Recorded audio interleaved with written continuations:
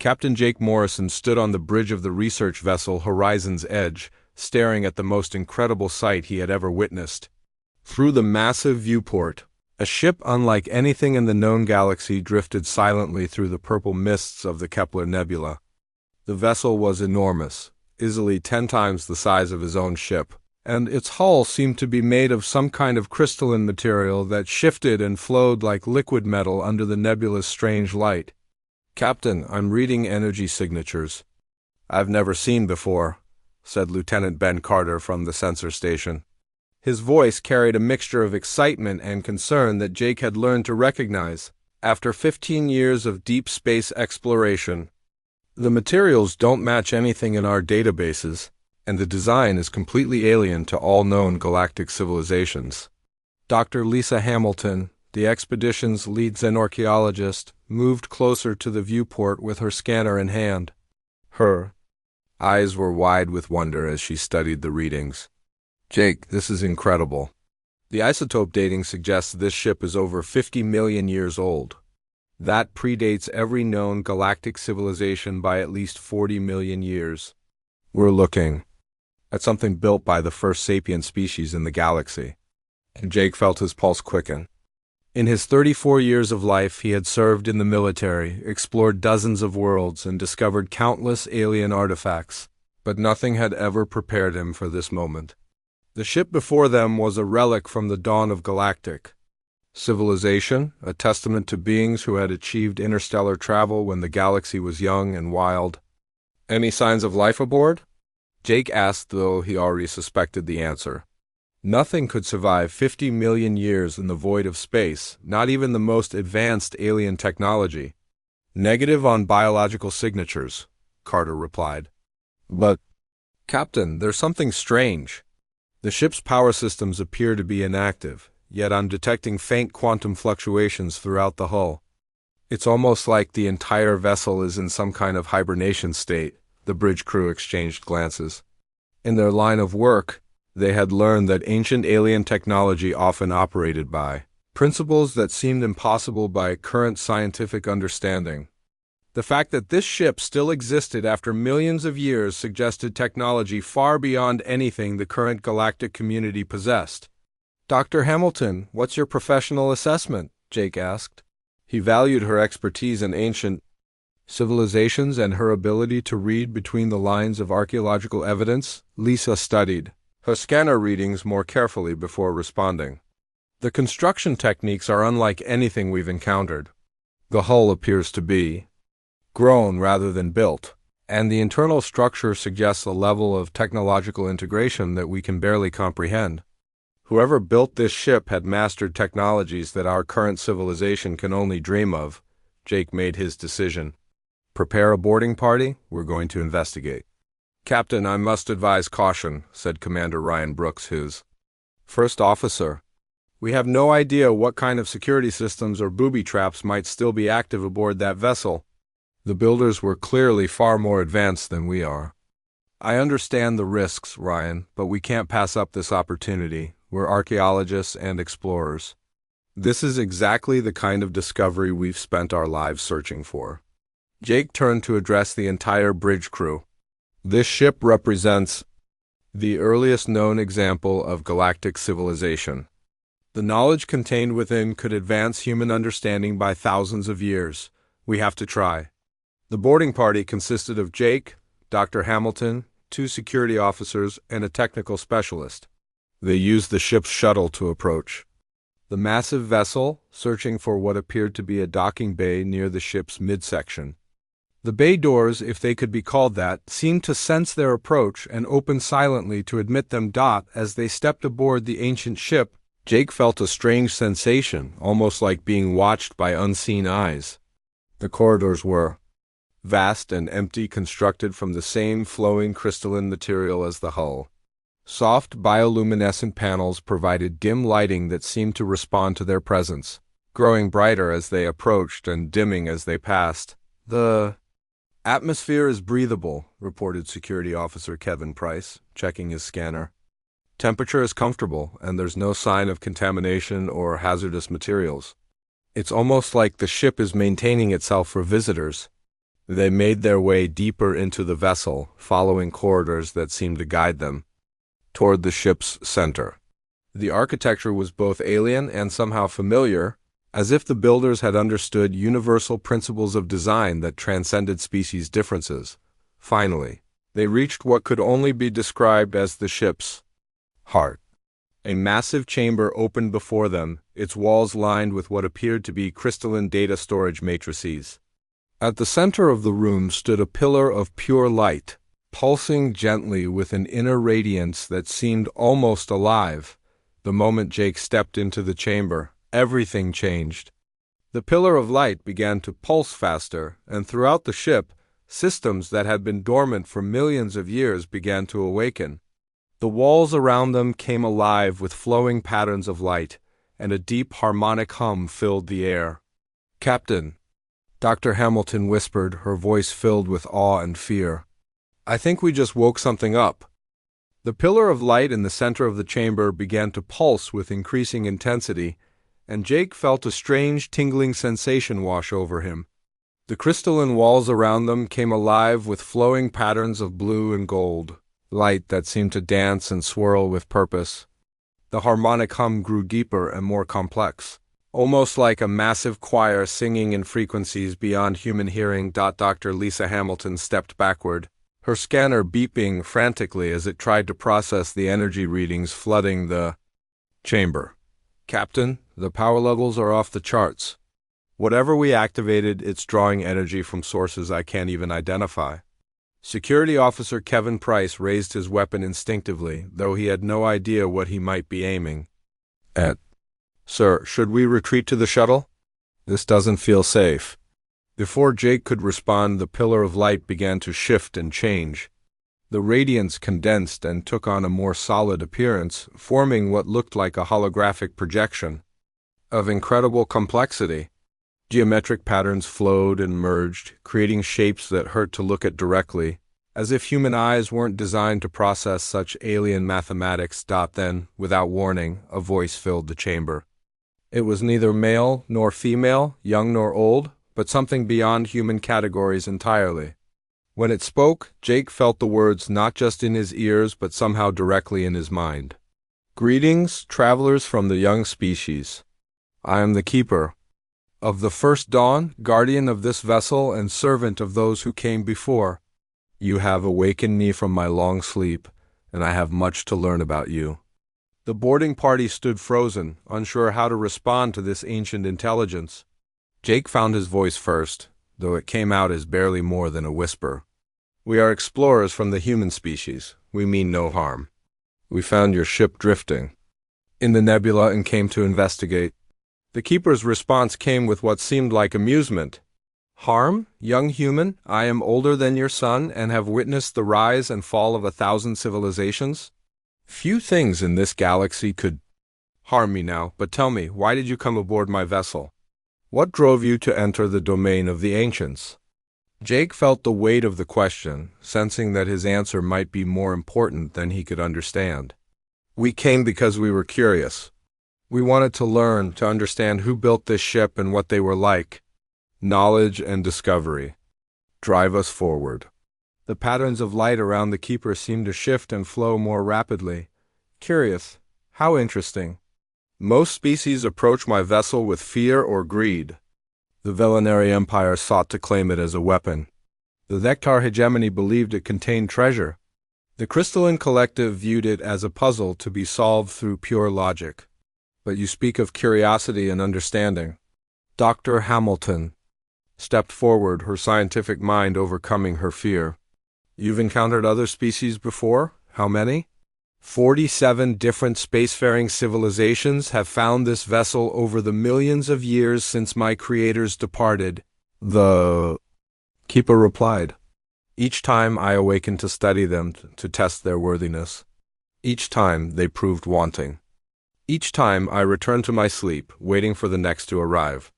The technical specialist, Engineer Amy Torres, raised her scanner toward the Keeper. "What kind of test? What were you testing them for?" The Keeper's attention seemed to focus on each member of the boarding party in turn. Jake felt a strange sensation, as if invisible fingers were gently probing his thoughts and memories. It wasn't painful or invasive, but rather like being examined by a benevolent but incredibly powerful intelligence. "I test for qualities that my creators valued above all others," the keeper explained. "Wisdom tempered by humility, courage balanced by compassion. The ability to seek knowledge not for power, but for the betterment of all life. Most species fail because they approach the unknown with conquest in their hearts." Jake felt a sudden understanding. "But humans approached your ship differently." "Indeed, when your species first detected my vessel, your response was wonder, not fear.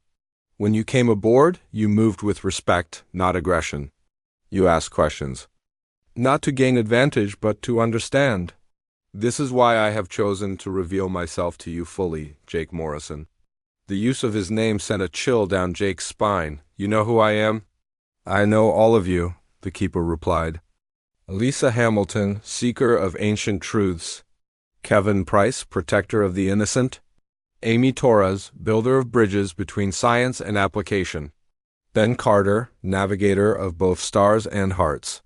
You are representatives of a species that has caught my attention in ways that few others have." The light patterns around the chamber began to pulse in rhythm with Jake's heartbeat.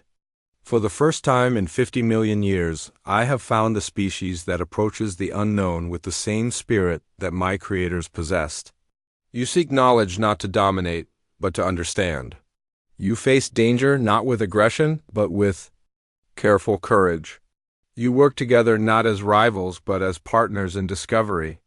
Jake felt the weight of responsibility settling on his shoulders. What does this mean for humanity?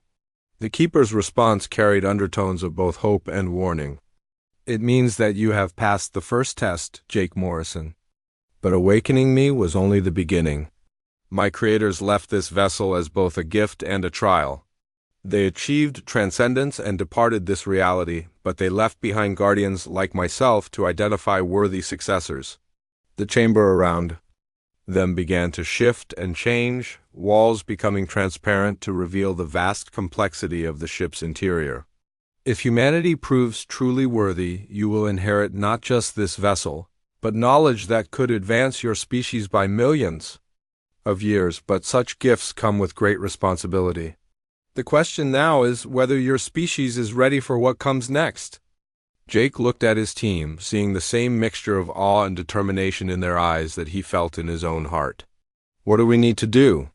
The keeper's response echoed through the chamber with the weight of ages. "You must prove that humanity can handle the greatest power in the galaxy without losing the very qualities that make you worthy of it. The real test begins now." The chamber around Jake and his team transformed into something that defied description. The crystalline walls dissolved into swirling patterns of light and shadow, and Jake felt his consciousness being pulled into a vast network of memories and experiences. The keeper's voice echoed through his mind as reality shifted around him. "The first trial begins now, Jake Morrison. You must witness the history of those who came before and understand why they failed where humanity might succeed." Jake found himself standing in the middle of a great city that stretched beyond the horizon. The buildings were made of living metal that pulsed with organic rhythms, and the sky above was filled with ships that moved like schools of fish through the air. Strange beings with reptilian features and multiple arms walked the streets below, their movements precise and controlled. "This is the Vectar hegemony at the height of their power," the keeper explained. "They ruled half the galaxy for 10,000 years, built on a system of rigid castes and absolute obedience. When they found my vessel, they saw it as the ultimate tool of control." Jake watched as the scene shifted to show Vectar warriors boarding a ship identical to the one he now stood on. Their leader, a massive being covered in ceremonial armor, demanded that the ship's systems obey his commands. When the keeper of that era tested them, they responded with threats and violence. The trial ended with the Vectar being expelled from the ship, their minds wiped of the encounter. They could not understand that true strength comes not from domination, but from the wisdom to know when not to use power, the keeper continued. Their rigid thinking made them incapable of growth. The scene changed again, and Jake found himself floating in space above a massive crystalline structure that sparkled like a diamond among the stars. Beings of pure energy moved through the structure's corridors, their forms shifting between solid and gaseous states. "A crystalline collective," the keeper said. They achieved perfect logic and eliminated all emotion from their society. When they encountered my vessel, they saw it as an equation to be solved. Jake watched as the energy beings attempted to analyze every aspect of the ship using pure mathematical calculations. They approached the keeper like a computer program to be decoded, never understanding that wisdom required more than just logical processing. Their cold analysis missed the heart of what the creators had intended. "Logic without emotion is as flawed as emotion without logic," the keeper explained. The collective could process information perfectly, but they could not understand why knowledge should be used to help others rather than simply to know. The third scene showed Jake a vast empire of graceful beings who moved through water-filled cities with fluid elegance.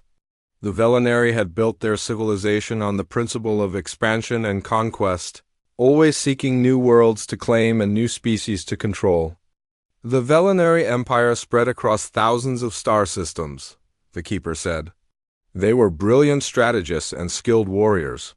When they found my vessel, they saw it as the ultimate weapon to complete their conquest of the galaxy. Jake watched as Velinari commanders boarded the ship with military precision. They approached every challenge as a battle to be won, every test as an enemy to be defeated.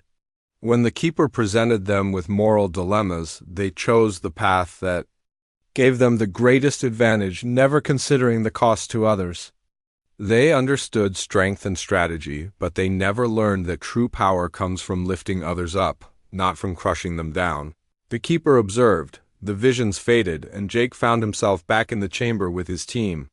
His mind reeled from the experience of witnessing millions of years of galactic history in what felt like moments. Dr. Hamilton was supporting herself against the wall, her face pale from her own visions. Did everyone see the same things? Jake asked. Amy Torres nodded slowly. The rise and fall of three great civilizations. All of them powerful, all of them advanced, but all of them missing something important. They lacked balance, Kevin Price added. The Vectar had order without flexibility. The collective had logic without heart. The Velinari had strength without wisdom. The keeper's voice filled the chamber again. You understand the lesson, which is itself a sign of promise. But understanding is not enough. You must now face the second trial. The chamber shifted again, and Jake felt a sudden sense of urgency. Through the transparent walls, he could see his ship, the horizon's edge, caught in what appeared to be a spatial distortion. The vessel was being pulled into a swirling vortex of energy that seemed to tear at the fabric of space itself. Your crew is in danger, the keeper announced. The activation of my systems has created an unstable rift in space-time. Your ship will be destroyed unless immediate action is taken. Jake's heart raced as he watched his crew struggle to escape the anomaly. He could see Captain Carter on the bridge, desperately trying to break free from the gravitational pull. The ship's hull was already showing signs of stress from the intense forces. I can save them, the keeper continued, but doing so will require me to use energy that would otherwise be used to preserve the location data of 11 other vessels like this one. The knowledge of where to find my companion ships would be lost forever. Jake stared at the choice before him. Save his crew and lose the chance to find the other ancient ships, or preserve the knowledge and watch his friends die. It was exactly the kind of impossible decision that had broken other species. There has to be another way, Jake said firmly. I won't accept that we have to choose between saving lives and preserving knowledge. The keeper's response carried what sounded like approval. Many species have faced this trial. The Vectar chose power over lives. The collective chose logic over compassion. The Velinari chose conquest over sacrifice. What will humanity choose? Jake looked at his team, seeing the same determination in their eyes that he felt in his heart. We choose to find a third option. There's always another way if you're willing to look for it. Jake stared at the swirling vortex that threatened to destroy his ship and crew, his mind racing through possibilities. The Keeper had presented this as an impossible choice, but Jake refused to believe that saving lives and preserving knowledge were mutually exclusive goals. There had to be a solution that others had missed. "Show me the energy patterns of the spatial rift," Jake demanded. "I need to understand how it works."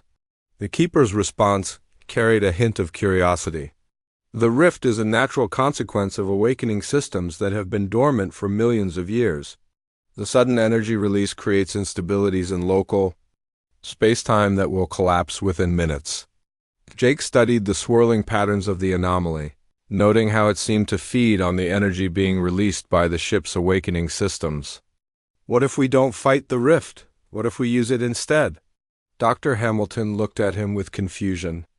"Jake, that thing is tearing space apart. How could we possibly use it?" "Think about it," Jake said, his voice growing more confident as the plan formed in his mind. "The rift is caused by excess energy from the ship's systems. Instead of trying to stop it, we redirect that energy to create a stable pathway back to normal space." Amy Torres caught on immediately. "You want to turn the rift into a controlled gateway. Use the ship's own power to create an escape route." "For the horizon's edge?" The Keeper's holographic form pulsed with what seemed like surprise. "Such a solution would require precise coordination between my systems and your ship's navigation. The margin for error would be impossibly small." "Then we don't make any errors," Jake replied firmly. "Kevin, I need you to establish a communication link with the horizon's edge. Amy, can you interface with the ship's systems to help coordinate the energy flow?" As his team worked, Jake felt the weight of responsibility settling on his shoulders. He was asking them to attempt something that had never been tried before, using technology they barely understood. But the alternative was accepting defeat, and humans didn't do that. "Communication established," Kevin reported. "Captain Carter is standing by for instructions." Jake took a deep breath and opened the channel. "Ryan, this is Jake. I need you to trust me completely. We're going to turn that rift into an escape route, but it's going to require perfect timing." "Jake, the hull is buckling under the stress," Carter's voice crackled through the comm. "Whatever you're going to do it. Fast." Amy had her hands deep in what appeared to be a control interface made of flowing light. "I'm reading the ship's energy patterns." "It's incredible, Jake. This technology is like nothing we've ever seen. It's almost alive." The Keeper's voice carried an undertone of respect. "Your species continues to surprise me, Jake Morrison. The solution you propose is theoretically possible, but it would require a level of trust and coordination that few species possess." "That's what makes us human," Jake replied. "We work together, and we don't give up on each other." The process began with Amy and the Keeper working together to modulate the ship's energy output. Instead of releasing power in uncontrolled bursts, they began to shape it into precise patterns that could influence the rift's behavior. Jake watched as the chaotic swirling of the anomaly gradually began to stabilize. "It's working," Dr. Hamilton said, her voice filled with amazement. "The rift is becoming more stable, more predictable." Jake opened the communication channel again. "Ryan, we're going to create a corridor of stable spacetime. When I give the signal, I need you to fire the engines at full power directly into the rift. Trust me on this." "Jake, that goes against every instinct I have as a pilot," Carter replied. "Flying into a spatial anomaly is suicide."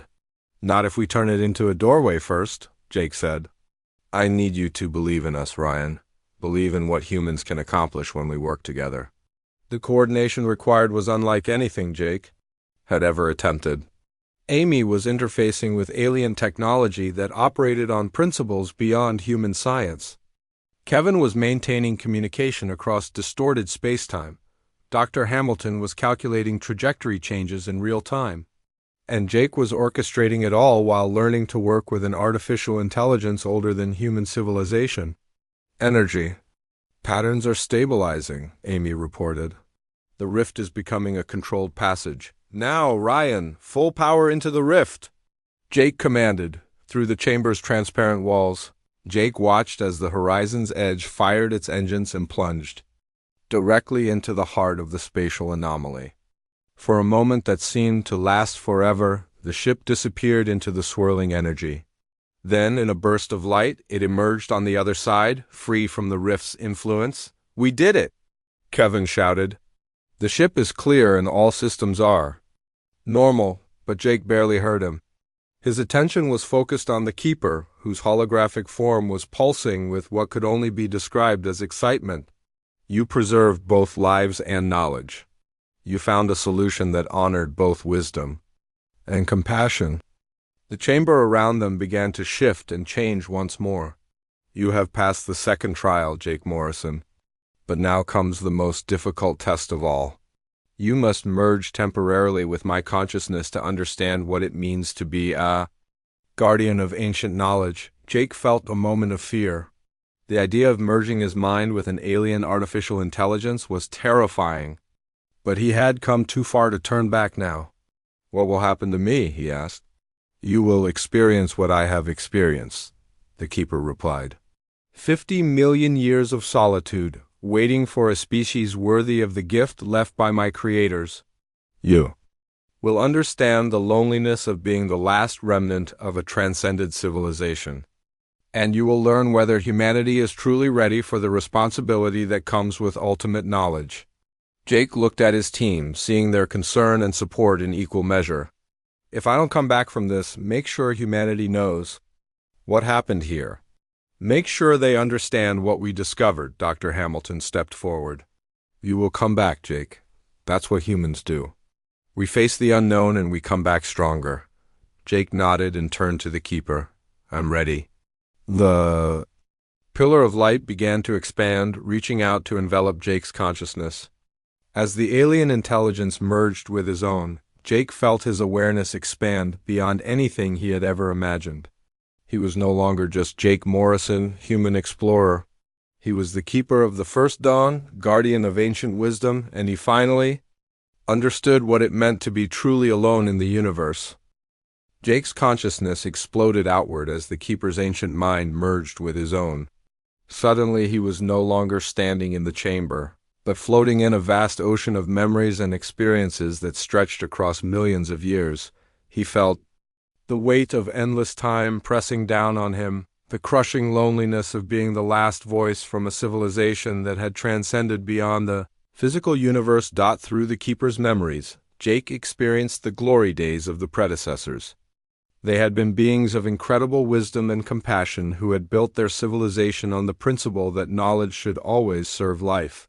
They had created technologies that could reshape matter at the molecular level, build planets from cosmic dust, and even manipulate the flow of time itself. But with all their power, they had never lost their fundamental belief that the greatest purpose in existence was to help other species grow and flourish. "We were guardians, not conquerors," the Keeper's voice whispered through Jake's mind. "We watched over the galaxy like parents watching over children, protecting them from dangers they could not yet understand while allowing them to learn and grow at their own pace." Jake felt the Keeper's memories of the predecessors' final days.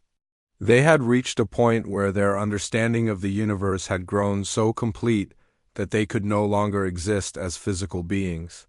The choice before them was to transcend to a higher plane of existence or remain bound to the material world.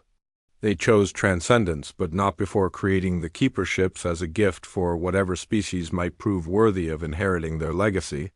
They knew that someday another species would arise that shared their values, the Keeper continued. "They built us to wait, to watch, and to test until that day came, but they never imagined how long we would have to wait." Jake experienced the loneliness of watching civilization after civilization rise and fall. He felt the hope that sparked each time a new species discovered the ship, and the disappointment when they inevitably failed the tests. The Vectar with their rigid hierarchies, the crystalline collective with their cold logic, the Velinary with their endless hunger for conquest. Each had possessed great strengths, but all had lacked the balance necessary to inherit the predecessors. Wisdom, 50 million years of solitude, Jake whispered, understanding now why the Keeper had chosen him. You've been alone for 50 million years. Until now, the Keeper replied. Your species is the first to approach my trials with the same spirit that my creators possessed. Curiosity balanced by wisdom, courage tempered by compassion. The willingness to sacrifice for others while never accepting defeat. Jake felt the full weight of what the Keeper was offering. The ship contained technologies that could advance human civilization by millions of years. Medical knowledge that could eliminate disease and extend human lifespan indefinitely. Energy systems that could power entire star systems without depleting. Natural resources. Transportation methods that could allow instant travel across galactic distances, but with the knowledge came responsibility. Jake understood that the predecessors hadn't transcended simply because they could, but because they had learned that ultimate power required ultimate wisdom. They had left their gifts behind, not for any species to claim, but only for those who could prove they would use such power to help rather than to dominate. There are 11 other ships like this one scattered across the galaxy, the Keeper revealed. Each has its own guardian, each waiting for the same proof of worthiness. If humanity proves itself, all 12 ships will awaken and humanity will inherit the complete legacy of the predecessors. Jake felt a moment of overwhelming responsibility. The decision he made here would affect not just his own species, but the future of the entire galaxy. The predecessors' knowledge could solve every problem humanity faced, but it could also corrupt them if they weren't ready for it. What do I need to do? Jake asked. You must choose how humanity will receive this inheritance, the Keeper replied. You could claim it all immediately, advancing your species overnight to a level of technology that would make you the dominant force in the galaxy. Or you could ensure that humanity earns this knowledge gradually, proving their worthiness with each new gift they receive. Jake thought about his own species, about humanity's history of both great achievements and terrible mistakes. He thought about the wars they had fought, the prejudices they had overcome, and the slow progress they had made toward becoming truly civilized beings. Immediate power would change us, Jake realized. We wouldn't be the same species that earned your approval in the first place. Wisdom beyond your years, the Keeper observed. Many species would leap at the chance for instant advancement, never considering what they might lose in the process. Jake made his decision. We'll earn it. Give us enough knowledge to help us grow, but not so much that we become dependent on it.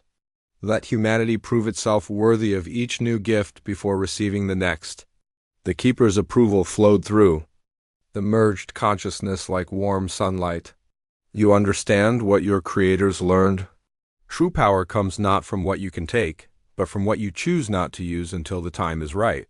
As the consciousness merger began to fade, Jake felt himself returning to his own body in the chamber.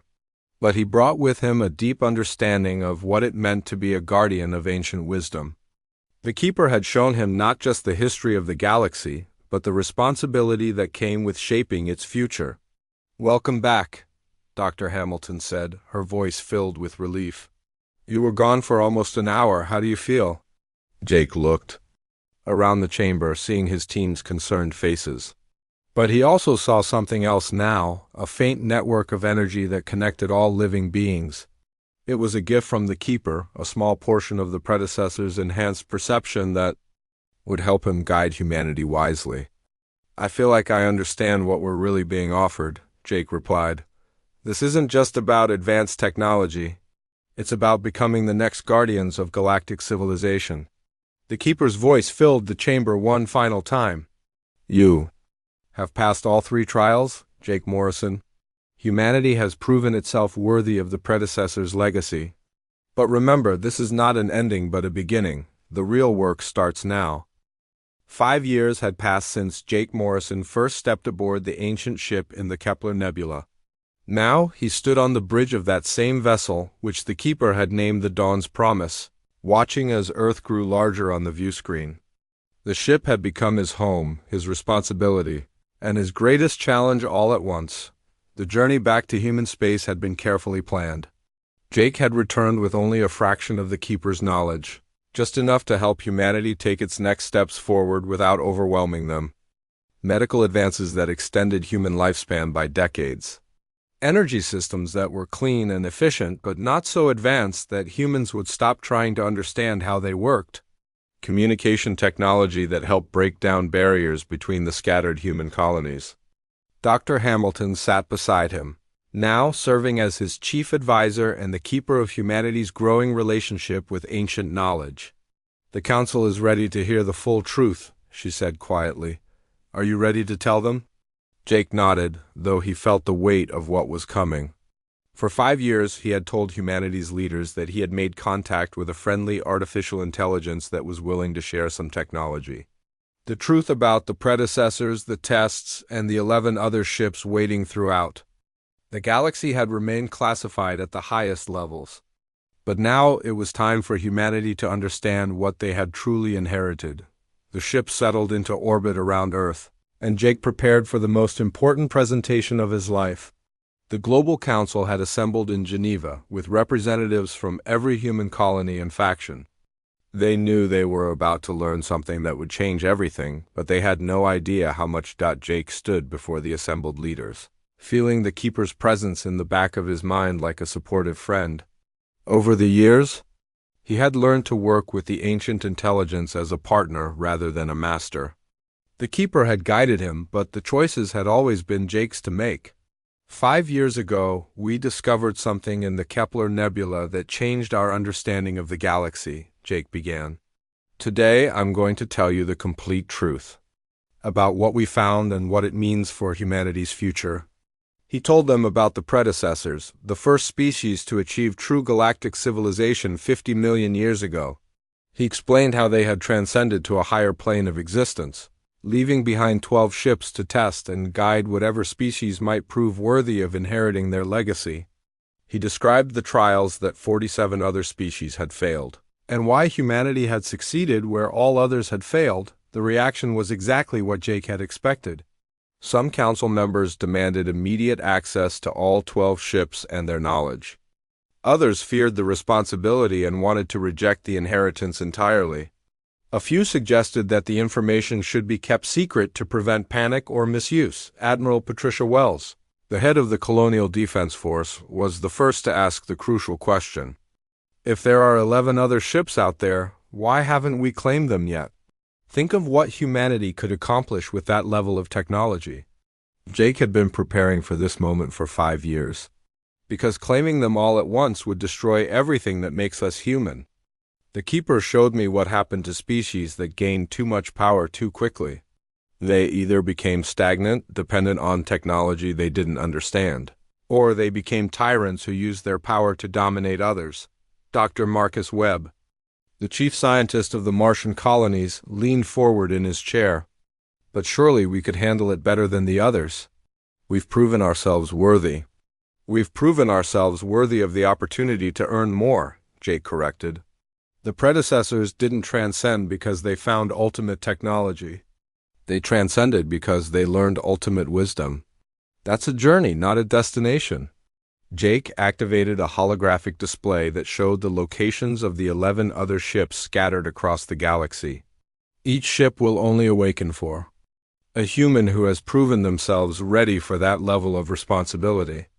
The Keeper has been testing individual humans for the past 5 years, selecting those who show the same qualities that first impressed it about our species.